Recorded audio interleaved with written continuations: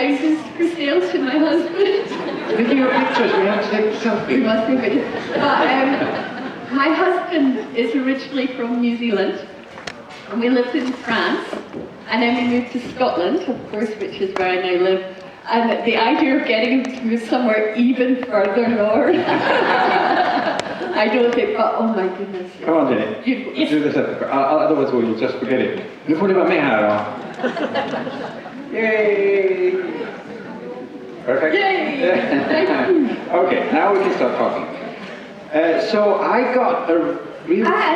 Sorry. Yeah. I started when I was 16, I used to work as a journalist on our local paper in Scotland. You still have 2 newspapers. Yeah, she was so impressed, you know, they were having lunch. 2 papers! I cannot tell you how impressed I am. It's like, yes, the news. You gave me the hiccups when I... Who of you follow Jenny on Instagram? You're not very good at Instagram here, because this was the same thing last night. Don't go on Instagram, read your daily paper. So anyway, I was looking at your feed, and suddenly you're writing that, oh, I'm going on my world tour with my wee suitcase, and it says Helsinki, and then it was like London, New York, and you know, Australia, New Zealand. MARIEHAM, I wrote MARIEHAM tomorrow, don't forget about that. Well, I have to confess that I might have slightly conflated Finland and MARIEHAM, so don't come at me, right? I can only apologise or not. But I mean, what's with the world tour? Is it like business or pleasure or a bit of both? Well, here's the thing, because obviously I write and publish in English, but we publish all over the world, and what we wanted to do was have all the books come out at the same time, which meant that I needed to slow down so that Germany and the Netherlands and Sweden would have the chance to catch up. And so they kind of said, okay, take a little bit of time. And I was like, oh, to have some time off. And I thought, what I would read, my dream, I'm a very bad musician, and I play the piano and I play the harp really badly. And No, you don't. You can go on Instagram and listen to her doing a very beautiful Christmas song. It's beautiful. You are very good at it. It's a lot of it. Anyway, what I really wanted to do was go to music college. It was like my dream. And I thought, I'm going to go for a year to music college and get taught by great people and go on great instruments. I was so excited, and I said to everyone, oh, I'm taking a year off and go to music college. And everyone went, that's so cool, you should, in midlife, you should find new things, you should follow your dreams. And I told everyone, and I got all ready, and I didn't get in. Oh! I was so embarrassed. And everyone was like, why do you start music school? And I was like, I'm going to go to music school. So now you have to go on a world tour instead? So I'm going around various things. Are you aware of the fact that you are among the happiest people in the world? Yes! Because one, I read it in the paper, but also two, when you come in through Helsinki airport, they have like 150 things that we're the happiest people. Alright. In that case, no need to, yes. Sure. Because that goes for the Finnish people, and obviously in Åland they're even a little bit happier still. So, yeah. Now, speaking of happy, I do hope that you have some sort of lucrative deal with Visit Scotland, because whenever I read your books, I want to go to these places, I want to visit these islands. And you've said somewhere that, you know, if you get that feeling from your books, you'll never be disappointed. Yeah. That's promising a lot. Well, this is why it's nice to come to islands. You know, we have about 400, I think, inhabited islands in Scotland. And, you know, I think there is a real connection between island life, that there's something about living within your own community that has its strengths and its weaknesses. And that's what I really enjoy writing about. However, I also write a Christmas series set in Edinburgh, which is the capital where I also live. And I've just been asked to do a tour. So I was just going to ask, do you do that? This is going to be my first one, right? I'm just going to do one. We're just going to do one. Oh. And so you have to turn up, and then I have to kind of, you know, take people around and say, this is where this is, and then we're all going to have some blue wine at the Christmas market. Oh. So, yeah. could go either way. Yeah. However, you're all invited. Okay. So when is a good time? I've been to Edinburgh once, but I've been thinking about going here. Would it be a good time during the International Book Festival? It is if you're very, very rich. Oh. Because it's so expensive. It must be, I bet here in August, is it just crazy with everybody coming in and... Here? Yeah. Well, yeah. Summer, mainly, I would say. Summer? June, July, maybe a little bit of August. Right, because we double our population in August. Oh. So normally we're 500,000, and in August we're over 1 million, which is suddenly an awful lot of people to get into. All right. Basically 6 streets. Right. So yes, because it's brilliant, Yeah. but it's full on. The best time to come is September, when the crowds have gone, but the weather is still lovely. That's a really good time to come visit Edinburgh. Lovely. And in your latest book, one out in Swedish called Hemma där hjärtat finns, meeting at the seaside cottages, your characters, some of the main characters who live in Edinburgh, they live in these sort of fancy parts of the city. That's always good to know, you know, where you can just go and have a look around. What makes them so special? What do they call? Well, it's funnily enough the oldest. It's called the New Town, so it's Edinburgh's New Town, which means that it's only 200 years old, as opposed to 400 years old, which the rest of it is. And they built these grand apartments. They were never built as houses; they were always built as apartments. Huh? And they are, I will tell you, freezing cold. Oh. Very old, very damp. Okay. All the rooms are enormous and too big to heat. And because they're so old, the government won't let you change any of the windows. So they're wildly impractical, but they are so beautiful. Okay. They're, if you love them, you love them. You know how you feel about historic buildings. The character Essie lives in Edinburgh. But let's start with her mother, Janie. Corso. We've been to Corso before, but is that an existing island, or is it, because I couldn't find it on the map? No, I've been writing for like a quarter of a century, and so I have learned a few things. And one thing I have learned is if you're writing about a small community, never ever use a real one. Because everybody goes crazy. And it's true, like I grew up in a town of 1,300 people on the west coast, and it is not very nice. I have a news alert. You get a news alert on your phone. Well, I have a news alert for my hometown, and it's always cheapest seaside houses in Britain. It's a crime wave.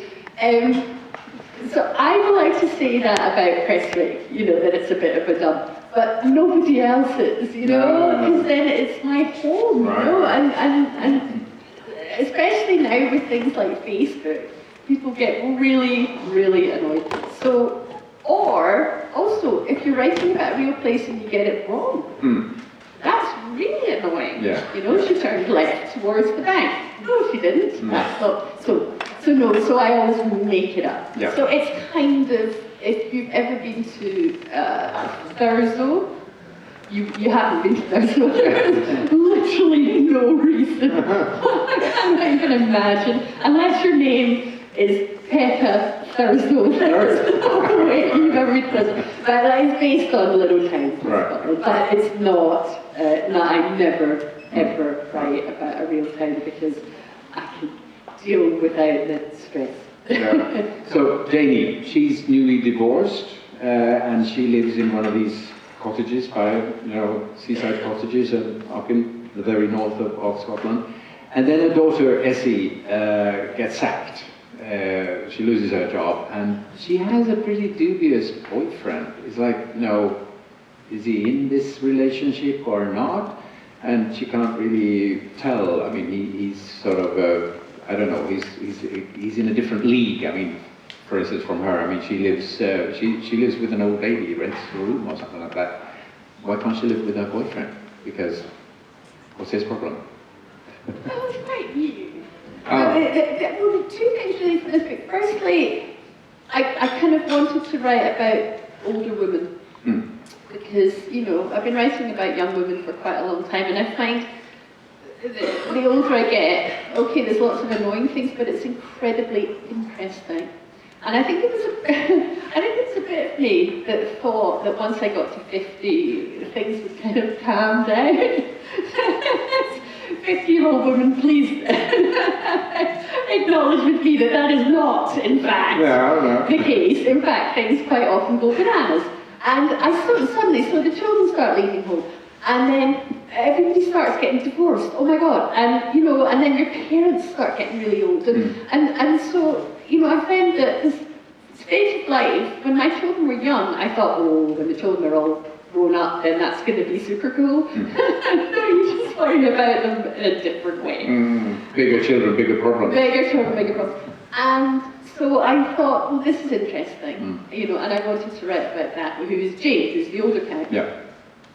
And then the younger character is really, all the years I've been writing books, my younger characters have tended to share apartments, to be flatmates, which used to be, when I was growing up, in the 90s, that's what you did. And now, it's important, you know, accommodation is so expensive, there's nowhere to rent, you need to make a lot of money for, I don't know, you know, so they all come home, they have to come home, and that is quite new, and that's interesting. Because they don't want to be home.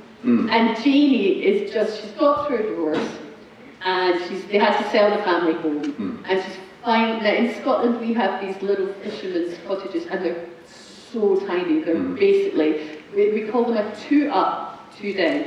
There's 2 little rooms upstairs, there's 2 little rooms downstairs.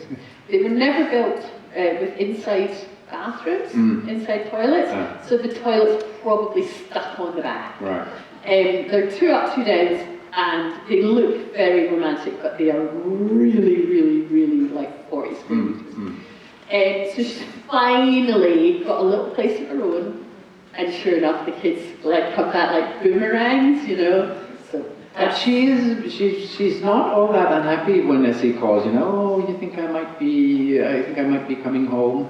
Janie's, I mean, she's not opposed to her. Well, she has a complicated relationship with her adult daughter, and she wants to improve it after the divorce. You know, I think these things can often just cast shards everywhere. Yeah. So, yeah, Essie's coming home, she's like, oh, maybe this would be great. And then things ensue. I'm not saying it's a theme through certainly not all of your books, but in quite a few, isn't there, like at the beginning, there's someone who really gets sort of uprooted against her will, so that, okay, now I have to make this major life change. I don't really want to, but we as readers, we can see that, oh, there might be something good coming out of this. Well, that's how story works, isn't it? You know, you're heading along, and then there's a murder. Yeah. Or, I would strongly recommend, by the way, Project Hail Mary, which is this film that's out now. He's just a teacher, and then suddenly he's in space. You know, it's how you engineer a story. You know, you're walking along, and then boom, something happens, and now things are going to get interesting. Yeah. That's what I love. Okay, so you've got the gist of the basic story, and we won't go further into that because, I mean, there's interesting things happening, but we're not going to spoil anything. Let's move on to, I read somewhere that you're very interested in how people react, how they work, how they handle pressure. And that sort of connects to what we were just talking about, you know, something dramatic happens, and what do? You just, you know, sort of lie down and, oh God, wake me up and it's all over. Or do you do something about it? I would say at the moment, reading the news, I do have quite a strong element of wake me up. It's all over. But yes, my character is about people that have to take charge of their own life because they have no choice, and the things that come out of that. And it's interesting because I don't write about war or death or murder, but I think when I think what interests me, when I talk to my friends and my family, most things we think of as quite, did the robot come? Oh, thanks, robot. Okay. Does it have an on-off?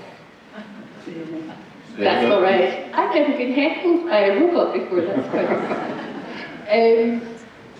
Oh, yeah, but the things that we think of as quite small decisions. Should I go out with this person? Should I go on a date with this person? Should I move? When you look back, turn out to be huge decisions, you know, or shall I make friends with this person? And then you turn around and it's 40 years later and you've all spent your lives together, and that's quite an emotion. So I'm really interested in that small decisions are not small decisions. And in fact, I don't think there is really a more important decision you make in your life than who you're going to spend it with. Right. Which is why romance, I think. I get asked every now and then, what is your favorite genre within literature? And I said, well, I don't know about genre, but I love stories about families, and especially if there are some secrets involved, you know, that need to sort of be uncovered. And it sounds pretty much what you're into as well, you know, the families and the dynamics within the family.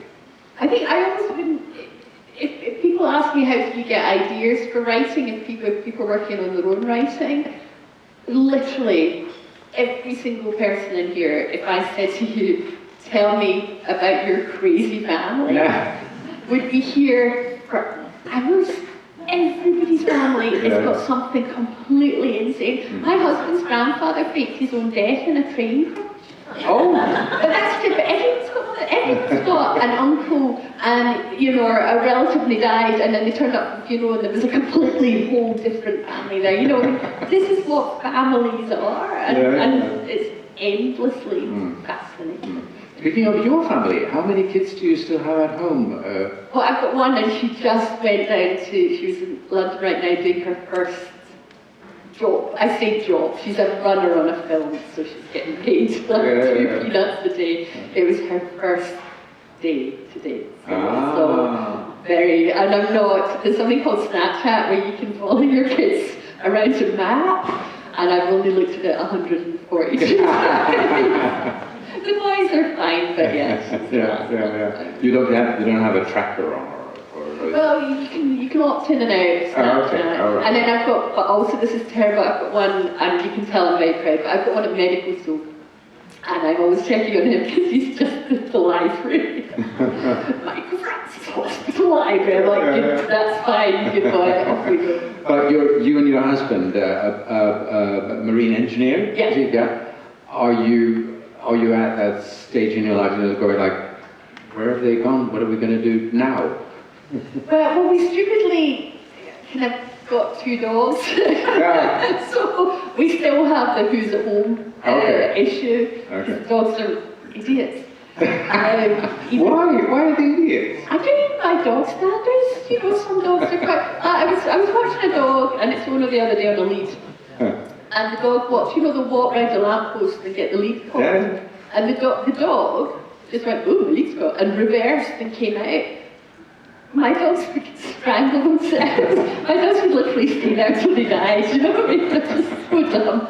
They're stupid dogs in a smart breed of dog. Anyway, yeah, we have been thinking, what, you know. What now? What now, I know. So it is kind of quite exciting. It would just be me trying to get into music school. And you were, around Christmas you were writing, oh, now they're coming home, you know, one by one. It's like, getting the family together. It is. But speaking of dogs, read something that you love writing about puppies. There's a lot of dogs in this, but we had puppies. We had a dog, and we thought it'd be nice for her to have a litter. You know, it seems a litter which is a bunch of puppies. Right. It seems a real shame, you know, that she would never get to have a baby. Oh, how wrong we were. Oh my God. It was the whole process. She just hated all of it.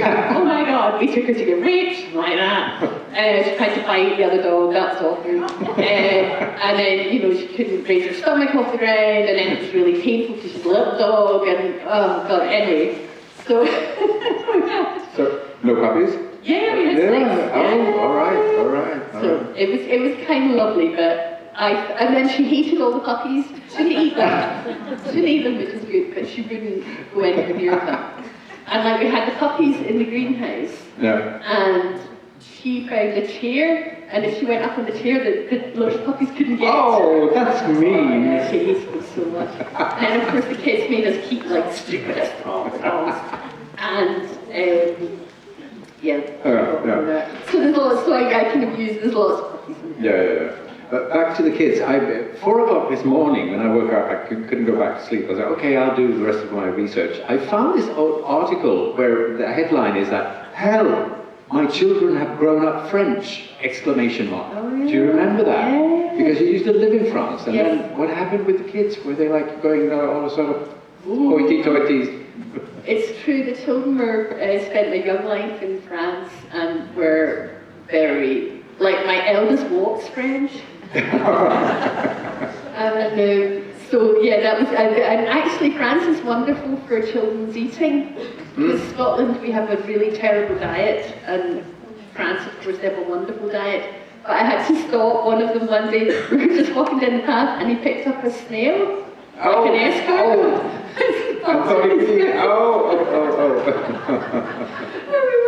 We went travelling once, so we were in America, and in America they have that very service thing where they go, is everything all right? And of course in France that's an invitation for a critique. Yeah. My 6-year-old's like, well, I think you made the soup. We're like, shut up. So I have to thank France for a lot. Oh, really? Yes. Ah. It was quite difficult for my eldest to come back, and he's 11. That's a really tricky age to switch. So he was more French than... He was, yes, I'd say he's still more French than... and also he had fights with his new French teacher, the likes of which I hate to describe. Oh, because he knew better, I mean... There was an element of that. Okay. It is hard. And another quote from one of your children apparently said that, quote unquote, it's weird that whenever we watch a film, it rains. What's the story behind that? See, that's different here. That's one thing. I love being back in the north of the world again, and I really do, and I'm really happy to be home, and I love to travel. And I have a really strong sense that Iceland, Norway, Sweden, Finland, all and Denmark should take Scotland in. Yeah. We can do that. It's the same strip of land. Where if you go to up where Michael Francis is at university, he can literally, he's 2.5 hours from us, and he's 40 minutes from Stavanger. You know, come on. Just let us in, guys. You've got these great libraries and insulated houses. I think we'd be really happy here. So no, I am happy, but of course the one thing you did get in the south of France was it's sunny all the time. So that's when we would go to the cinema when it was maybe watch some home movies as well. But you know, this is the thing, if you've lived overseas and then you come back, it doesn't matter where you've been, you're still different to the people that have never lived anywhere else. You know, you change your outlook, you change the way you realise that some of the things that the place you came from does do really well, and some of them, you know, not so much. But it does make you different, and it can make you a little bit of a stranger to your own culture. And I think one of the reasons I write about Scotland so much is because of my husband's job, we lived in the Netherlands, and we lived in France, and we lived in America.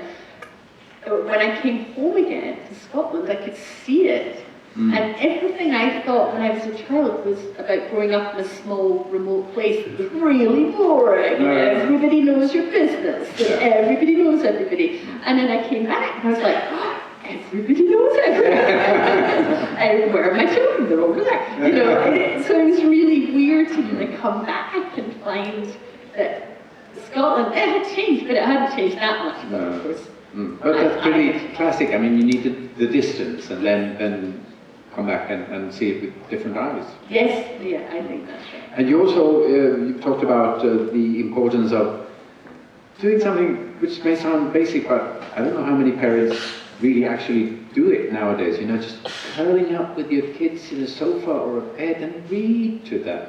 Oh, they're too big for that. Yeah, I know now, but you know, if you do it when they're small, I mean, isn't that the most important thing? You to get them used to, you know, books and stories, and let's do this together and talk about it. I think, I mean, we have something called the Year of Reading at the moment in the UK, where we're trying to really, really push it. But I think we have a real danger, and I think librarians will recognise this, from treating reading as something like eating broccoli or, you know, something that you ought to do, rather than something that is super fun to do. And when the kids were small and you're working, and you know what it's like, it's so crazy and you're so full on. But I always spend the nicest 20 minutes of my day curling up on that bed, reading Harry McClary from Robertson's Dairy or whatever it is, again and again and again. And it should be every family's loveliest thing. It doesn't take long, it's a beautiful thing to do. And I don't feel that we promote enough how fun it is. I think we are in danger of saying to kids, well, you should put down the phone and read more. But actually, if we don't show them how lovely that is. I think the movement really to get phones out of school is probably quite useful. But yeah, if we don't show them, it's fun. I do remember Wallace, he was reading Harry Potter. And he kind of ran up to me kind of quite shiny-eyed and he said, you know, it's not like a film, it's like being there. So I know, this is what I'm doing. This is what we're trying to get across, you know, this immersive thing that you get in the book, which is that you're both in the world and then you're in 18th century France, wherever you're reading. And so yeah, I think it's important to children that we get over the fun of the whole thing and the joy that they'll get from it and what a lovely thing it is, rather than, you know, eat your vegetables. Right. For reasons that I am telling you. But and then, I mean, it is the grown-up's responsibility, because you can't, as you say, you can't just say, you know, read a book, it's good for you. They have to see grown-ups reading, because why would they otherwise do it? I mean, they do what we do, and if they see their mother, especially boys seeing their fathers read, I mean, then they might consider picking up a book, but if they don't see it, then... They don't see. I tell you what, when I was watching, when you watch television, even television that's not that old, the amount of reading is a very casual activity upon which nobody comments. So if you watch Friends, right, which I know everybody does at some point, Chandler's or Ross are always sitting in the coffee house, and if nobody's there, they're reading. That's what they're doing, and it's unremarkable. There's one episode where Joey has to read The Shining, but apart from that, no one ever remarks on the fact that reading in public was simply what everybody does when they were sitting on the train, and that makes me a little sad.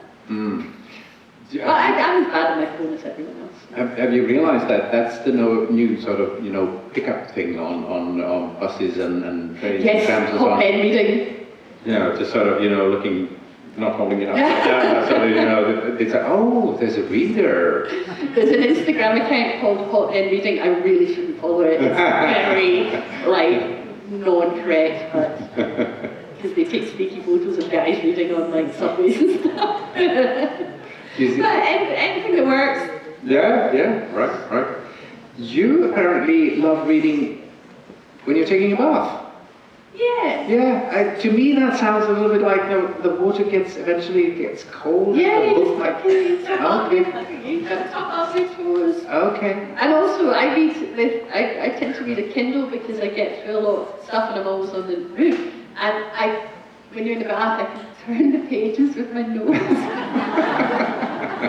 So that I keep my hand dry. So, yes. Could you please put a picture on Instagram of you? I know, absolutely, under no circumstances.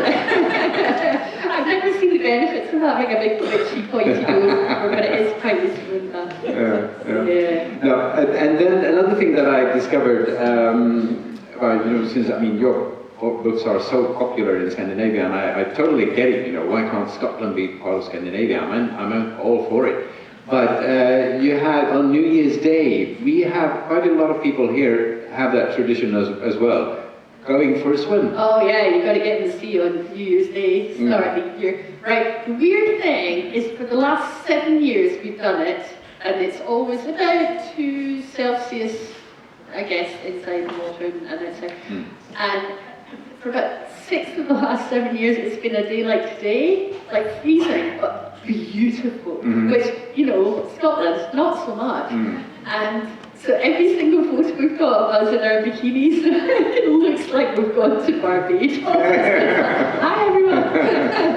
Yeah, it's even the kids still do it. And it's a nice way to start the new year. Do you know what we're finally doing? Oh my goodness, it's taken forever. Is we're finally getting sauna down on the Oh. so you can swim and come in the summer, because we haven't done it, and finally people are getting their heads around the fact that if you're going to go and get cold, you need to come out and get warm, and yes.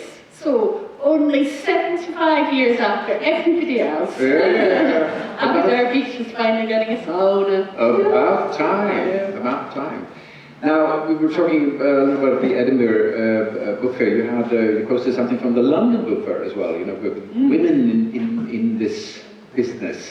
And it was like a sort of, go, all the women in the book business. I mean, what does that mean to you to have women taking care of you in your books and sort of being in the business? Yeah, it's a thing, because men don't read a lot of fiction, and I think that's all right. I think men tend to veer towards maybe crime or non-fiction, and then women have always read novels, and there was so much of time women had no way of living another life except by reading it. They didn't have the choice to do that. And so, I love the fact that the senior positions and the senior jobs, it's a very female industry, and it's a very supportive industry in some ways. It's a terrible industry in other ways, but that's industry for you. But yeah, I like the fact that it's a place where women can go in and love something and do well and support each other. You do see a lot of this snobbery coming from outside different cultural establishments, but no. Do tell the audience what you told me upstairs about this Dutch woman. Because, okay, well, so I had this year off, which I kind of had to take. And there's a lot going on with publishing and AI and young people not reading and all the rest of it. And I was like, well, I've published 43 books. Oh, applause. Maybe maybe I'll just go do something. And I said this to my Dutch publisher, who's amazing. She's like a super cool, really amazing woman. She sounds a little bit like Miranda Priestley in Devil Wears Prada. Okay, all right, just my okay. And I love the Netherlands. We used to live there. People are very direct. And so I kind of told her, maybe my husband's, getting towards retirement age. Maybe we'll go and, better. And she just kind of eyed me up. She went, no. It is very difficult to build a brand in publishing. A brand is like when you recognise an author's name. It's very difficult to build a brand. We have spent 15 years building you as a brand in the Netherlands. We will have one Christmas and one summer. Which is a big set of Christmas, a big set of summer. And she just told me flat, no, you're good. We have children free, you're going to keep working. I was actually very grateful because she was very clear about it. But actually, I guess, so I'm about to go around the world and see various publishing people, and, but I won't be writing. And then I'm hoping by the time we get to like September, then I would want, like that September, new pencils, and, new school year, kind of, I'm hoping that then I'll be like, ready to go. Yeah. You mentioned that men don't read as much fiction as women do, but it has been stated, I think, that a lot of men just simply refuse to read books written by women. Less. And to me, it's like, well, you're missing half half of everything. They don't care. and for just an example, P.D. James. I mean, she has her initials and then agreed because they didn't know she was a woman. I know. I know. I mean, I'm sick of it being women's jobs to get. Sorry, guys, you're all here. You're all lovely and everything, but I'm no diss or anything, but I get asked this a lot, and I'm just like, I'm really not in the market for trying to get men to behave better. This is women's work. We keep telling everyone this, nobody listens. If men want to know a bit more about both sides of the world, then they ought to read more, but they know that. So, I think at this point I'm desperately hoping we all get to hold on to the fucking vote. Sorry. But men's reading habits are not what currently terrifies me about the state. No, it's true. You're very generous, like for instance on your Insta account, telling us about your colleagues a lot of them, your friends, their new books and so on, and you know, a lot of other writers do that too, but I'm still sort of amazed, you know, it is very generous, but then I thought, you know, what's the opposite? I mean, well, you could, you know, abstain from posting, but it's so nice. I mean, just sort of, you know, supporting each other. Yeah, writers are only readers. We all started in the library, you know, we're just readers. One step to the left, being a writer is the closest you can get to just reading all the time. Yeah. So you know, so when you come across something you like, you just want to go, oh, read this. And also we all know what it's like when you just don't know what to read next, or you don't know what you're in the mood for, you've read 3 crappy, identical thrillers about someone whose wife maybe killed her husband, or, you know. So I always find it really, whenever anyone says you must totally read this, it's amazing, then chances are I will immediately go off and buy it. And then sometimes it is amazing, sometimes it isn't. So I really, you know, if there's somebody, I've got a Substack, if anybody follows Substack, where I just recommend stuff I think is fantastic, because I find it really helpful to know what to read, because there was, in English, last year, 450,000 books traditionally published. I put between 2 covers. There was about 3.5 million books uploaded. Goodness. You know, it's very hard to find your way through the piece. Or as my Dutch editor would say, it's very hard to vote, Brad. So anyway, so it's not a case of being generous. It's like all readers, you know, if you read something great, you want to go, oh, read this, read this. Do you know what I just read this year, because I've never read it? Moby Dick. Oh. Because it's such a cliche. It's like, oh God, I'll read that if I ever get sent to prison, or oh God, this has taken me so long, I could have read Moby Dick. And I thought, I haven't read Moby Dick. Moby Dick, let me tell you, is amazing. Really? You guys especially will love it, because it's about fishing communities and whaling communities, obviously. But it's really funny. It's really brilliant. It's really short chapters, like Dan Brown length. I mean, you zip through it. All right. And so there you go. That's my recommendation. Not very helpful to any living authors, but I genuinely thought it was going to be the most urgent thing I've read since Ulysses, and it's not. Absolutely amazing. Good to know. One thing that we've talked about when we met, you and I, before, we're talking about, you know, obviously when you have books with lots of characters, the characters need names. And we're talking about how you decide what to call them. And some years ago, you had a name that you were considering, but then you just sort of, you know, well, maybe I'll use that later. But then it became impossible to use that last name. No, I did use it. You did? Yeah, in the boarding school series, and then we had to go back and change it, because I started, so it's Class and Rules and all those books. When I started writing those books, it was about 2005, and I had a scholarship girl, an Armenian scholarship girl, where she gets paid to go to school. And I cut a name from a criminal trial that I'd kind of followed, and the name had stuck with me, so I used it. And then the follow-up book came in, I think, 2011, 2013, 2015, by which time the name Kardashian had taken on a whole different, so poor Simone Kardashian, who might be literally introduces herself as that, nobody says it. It was just, because of course, before the Kardashians, it was their dad was a lawyer in the OJ trial, that's where I remembered it from. And I always thought it was a really nice name. Yeah, it sounds... Kardashian. Yeah. Anyway, so we had to, it's the only, we do occasionally have to go back to old books and change things. Normally just because we understand things better now. So in one of my earlier books, there's a character that I have as a romantic hero who's very strange, and obviously now we would call him neurodiverse. But in 1998, we didn't have a word for it. We didn't know, you know, it's kind of played for a joke that he's very eccentric and obsessed with trains and things. And, you know, so we had to go back and change that. So anything that comes up like that, we will do it. You know, times change, and there's stuff in my early books now that I don't think that way anymore.